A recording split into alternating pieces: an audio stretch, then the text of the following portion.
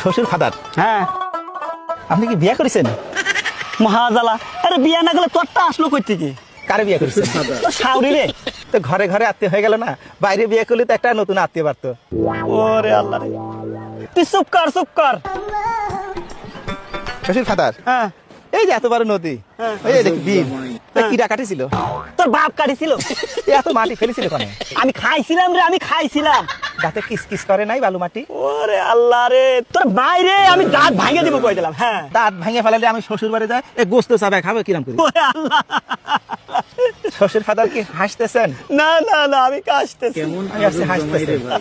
এই ইতরে আমার কাছে আমার মেয়ে বিয়ে দিয়ে আমি ছাই খাইছি ছাই। ছাই খাতে গেলেন কিসের জন্য?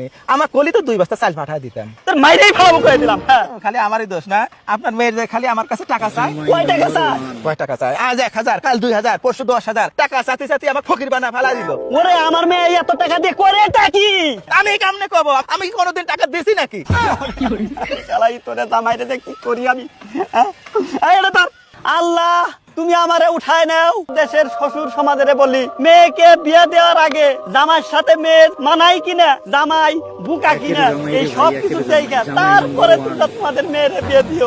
শ্বশুর ফাদার কি যাত্রা করতে